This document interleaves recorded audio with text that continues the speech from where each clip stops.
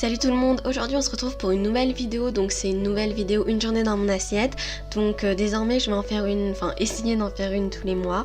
Donc on se retrouvera tous les premiers mercredis du mois pour une nouvelle vidéo de ce genre. Donc j'espère que ça va vous plaire et c'est parti. Tous les matins, comme d'habitude, la première chose que je fais, c'est prendre mes gouttes anti-acariens, donc pour me désensibiliser aux acariens parce que j'ai une énorme allergie à ce truc. Et ensuite, je me presse un jus de citron, enfin un quart de citron parce qu'un demi-jus, un jus entier, je trouve ça vraiment acide. Et je mets de l'eau chaude et à côté, je fais mon thé. Donc ce matin, c'était un thé tout simple en sachet parce que en fait, j'ai une énorme boîte que je dois absolument finir avant d'en racheter en vrac. Donc en fait ce matin-là j'avais mangé un overnight porridge, c'était la première fois que je le faisais, en fait je l'ai fait la veille et je vais vous expliquer comment faire. Donc en fait la base d'un porridge c'est du lait et des flocons d'avoine, donc pour cette recette en fait il vous faudra 30 g de flocons d'avoine et dans la recette que j'ai trouvée sur Pinterest elle nous dit qu'il faut 120 ml de lait, mais en fait le lendemain quand je l'ai sorti je trouvais ça encore un peu liquide, donc je vous conseille d'en mettre moins si vous voulez une consistance plus dure entre guillemets on va dire. Ensuite vous mélangez votre lait et vos flocons d'avoine et comme vous le voyez à l'écran, moi j'ai rajouté une cuillère à soupe de chocolat en poudre parce que j'avais très envie d'un overnight porridge au chocolat, mais en fait vous mettez ce que vous voulez, vous pouvez aussi par exemple rajouter des graines de chia. Et après comme vous le voyez je rajoute une cuillère à soupe de sirop d'agave pour donner un côté un peu plus sucré au porridge. Et voilà, et en fait le tour est joué, ensuite vous le mettez au frigo, mais avant vous couvrez bien d'un film plastique ou sinon vous le mettez directement dans une jarre qui ferme, vous le laissez toute la nuit et le lendemain vous pouvez déguster. Comme j'aime beaucoup la saveur fruits rouges chocolat, en fait j'avais aussi décongelé des fruits rouges en salade de fruits qu'on achète à Picard ou à Thirier et que vous laissez décongeler la nuit et ensuite je les rajoute le lendemain à mon overnight porridge. Et tous les matins, je prends mon petit déjeuner dans la cuisine avec mon jus de citron, mon thé. Ça change quasiment jamais. Après, je peux changer, je peux manger du gâteau au chocolat que j'ai fait la veille. Je mange des porridge chauds. Je peux manger aussi du salé pardon, mais ça m'arrive pas souvent parce que j'ai un peu la flemme. Mais voilà. Mais ce qui change pas non plus, c'est que chaque matin, je regarde en fait des conférences sur le site TED. Je pense que vous connaissez, c'est des personnes en fait qui parlent de sujets différents. Il y en a des nouvelles tous les jours et je trouve ça super intéressant parce que déjà de 1 c'est en anglais et en plus on apprend plein de choses. Donc je vous conseille vraiment de regarder. Je mets souvent entre 6 et 12 minutes. Ça me prend le temps de mon petit déj et c'est vraiment cool pour commencer la journée. Ce midi là en fait je rentrais d'une séance de sport et ma mère n'était pas là. En fait elle a fait à manger, elle est partie chercher une amie et du coup on a mangé super vite parce qu'après on est parti visiter un château. Mais du coup là j'ai mangé des spaghettis bolognaise. Bon nous on fait pas notre bolognaise maison mais on fout de la viande hachée, la sauce bolognaise, ça fait une bolognaise quoi. Du coup voilà, j'ai pas vraiment de recette à vous montrer à midi mais par contre le soir j'en ai vraiment deux qui sont vraiment super bonnes. En fait le jour où j'ai filmé cette vidéo c'était un mercredi, c'est mon jour de congé, donc on a été visiter le château de Villandry qui se situe à 15 km de Tours. Il y a aussi un magnifique jardin et en fait dans ce jardin il y a plein de potagers, enfin il y a des mini jardins avec plein de légumes, donc des petits potagers, c'est vraiment magnifique. Je vous conseille d'aller le visiter, c'est à 15 km de Tours, mais je fais un article sur mon blog sur le jardin du château de Villandry, donc vous verrez ça plus en détail.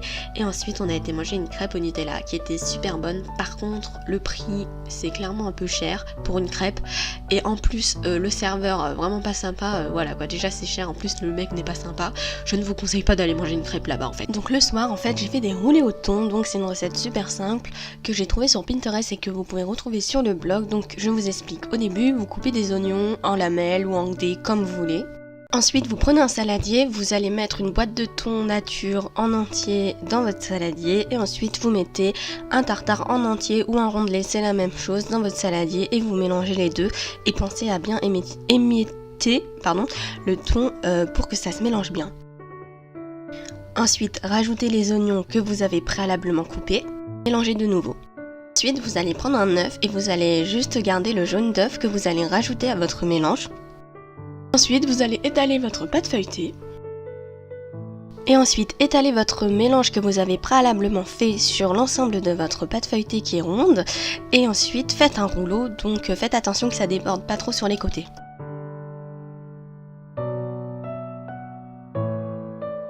Donc ensuite vous allez découper dans votre rouleau des petits roulés au thon. Donc faites attention parce que en fait comme vous avez beaucoup de mixture dans chaque roulé, ça va un peu déstabiliser votre roulé, donc ça va plutôt ressembler à grand chose, mais l'important c'est que ça cuise. D'ailleurs en fait je vous conseille de mettre directement la pâte de cuisson de la tarte, enfin de la pâte feuilletée sur une plaque à four, comme ça vous coupez directement vos roulés sur la plaque parce que sinon après ça va être compliqué de les déplacer. Et surtout n'oubliez pas comme moi, d'avant de couper votre rouleau, de le dorer avec un jaune d'œuf parce que moi je l'ai fait après avoir coupé mes roulés et c'était un peu compliqué. Donc voilà, n'oubliez pas de dorer donc votre rouleau avec un jaune d'œuf. Et ensuite vous enfournez tout ça à 200 degrés entre 20 et 25 minutes, mais je vous conseille de vérifier la cuisson au bout de 20 minutes. Voilà le résultat, en fait j'avais oublié de filmer le résultat donc je vous mets une photo que vous pouvez retrouver bien sûr sur le blog. Donc ensuite on va passer au feuilleté, au saumon fumé et à la ricotta. Donc au départ il faut préchauffer votre four à 200 degrés et ensuite vous allez prendre une pâte feuilletée et vous allez la couper en 4 parts égales. Donc en fait vous divisez le rond en 2, vous le coupez horizontalement et verticalement comme je le fais dans la vidéo parce que dans la recette que je vous ai montré sur le blog c'est pas super clair je trouve. Ensuite, dans un saladier, vous allez ajouter de la ricotta, vous allez retrouver toutes les quantités exactes sur le blog. Ensuite, vous coupez de la ciboulette et ensuite vous coupez votre saumon fumé et vous mélangez le tout. Oubliez de vous dire que vous pouvez rajouter un demi-jus de citron si vous en avez envie, j'en ai mis et c'est vrai que ça donne un peu plus de goût. J'ai oublié aussi de vous préciser avant que dans la recette, il y a marqué que quand vous avez coupé vos 4 carrés de pâte feuilletée, il faut les mettre au frigo. Donc je les ai mis au frigo, mais en vrai je sais pas trop à quoi ça sert, donc je pense pas que vous êtes obligé clairement. Donc ensuite, en fait, il faut mettre votre mixture au milieu de chaque bout de pâte que vous avez coupé. Donc en vidéo c'est plus simple à expliquer que sur le blog, je trouve c'est beaucoup plus parlant la vidéo, donc je pense que là vous avez compris avec les images. Donc ensuite, en fait, il faut replier chaque extrémité de votre carré de pâte feuilletée pour que les deux bouts se chevauchent et en fait ça fait des petits feuilletés quoi.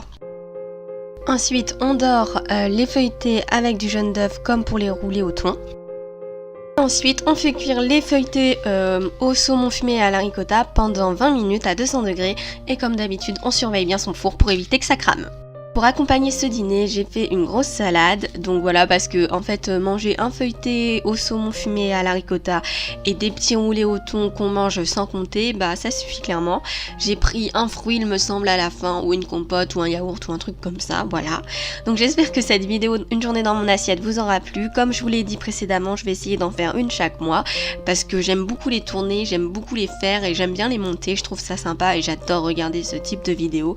Donc voilà, j'espère que ça vous a plu et vous pouvez retrouver toutes les recettes plus en détail sur le blog, donc voilà, n'hésitez pas à me laisser un commentaire, j'y répondrai avec plaisir et je vous souhaite une bonne journée et un bon appétit.